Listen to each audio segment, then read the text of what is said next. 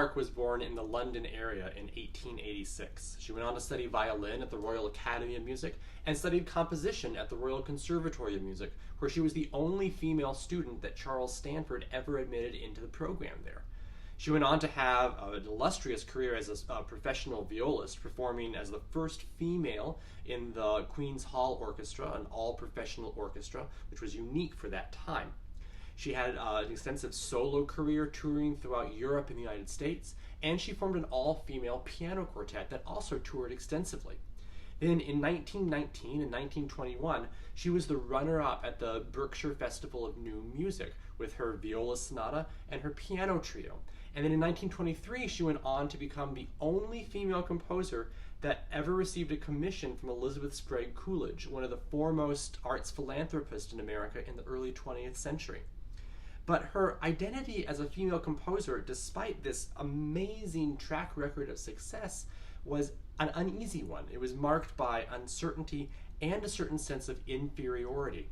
Later in life, in her memoirs, she would actually comment on her time as a composition student at the Royal Conservatory, saying that it was extremely stimulating to think of all the well-known composers who had passed through Stanford's hands: Holst, Vaughan Williams, Bridge, Butterworth, and a host of others, all of whom I ultimately came to know. That I was the only woman student he had accepted was a source of great pride to me, though I know full well that I never fully deserved it. Some of this sense of inferiority can be traced back to her childhood, because her father was very physically abusive, beating her and her siblings with a steel rod during their childhood and adolescence. And her father also forced her to remove herself from the Royal Academy and Royal Conservatory before her course of study there was completed. But it was also the social forces at play in the 20s and 30s that played a role in her sense of inferiority and unease in being a female composer. Consider the 1919 Berkshire New Music Festival. Hundreds of compositions came in from all over the world. The illustrious judges examined each one without knowing the identity of the composer. And so Rebecca Clarke achieved runner-up status with her Viola Sonata purely on the merits of the work alone. And in fact, she was only runner-up because Elizabeth Sprague Coolidge cast the deciding vote. It was a dead tie between Clarke and Ernest Bloch, whose suite for viola and piano went on to win the competition. And after Clarke was revealed as the composer of the Viola Sonata, the newspapers were incredulous. They could not believe that a woman, a female composer, could write a piece like this, and insisted that Rebecca Clarke must surely be a synonym for, or a pseudonym for, Ernest Bloch, which is patently ridiculous because Rebecca Clarke and Ernest Bloch have two completely different harmonic languages. And Clarke would unfortunately give up composing altogether in the mid-1950s, a few years after marrying the pianist James Friskin, despite James Friskin encouraging her to continue her work as a composer.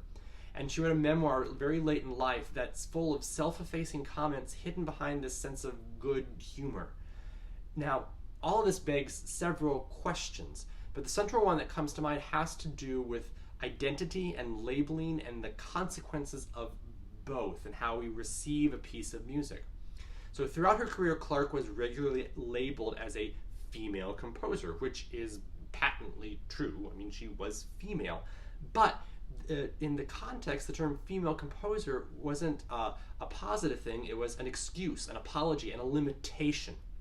Now we have to ask ourselves, do we still use the term female composer in the same way today? What are our own biases when we see that label on a piece of music? And it gets thrown around a lot because there's this conception that a female composer is this rare thing, and it actually isn't really that rare. There are female composers throughout the history of Western art music, from Hildegard of Bingen in the Middle Ages to Barbara Strozzi in the Baroque, to Elizabeth Chacat-Laguerre in the early classical, to Fanny Mendelssohn and Clara Schumann in the 19th century, to Dora Pejacevic and Rebecca Clarke in the early 20th century, to a host of female composers who are actively working today. But so often the term female composer gets slapped on their work as a sort of barrier between the listener and the work that helps us form these judgments that we have before listening to the piece, and we end up judging these pieces often more harshly than we would with the piece with the label from a male composer. So, for instance, Think of Beethoven's Choral Fantasy, right? It gets played periodically, but does it get played only because it has Beethoven's name slapped on it? If it had a female composer label on it, would it get played as often, if at all?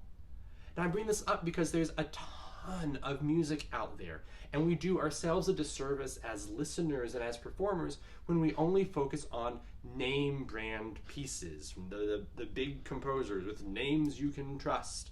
So be aware of these consequences of labeling and how we use labels to either discourage or put up this fence between the listener and the work. And have the courage to explore things that are off-brand, or even have a brand that might have a bias attached to it, like that of female composer.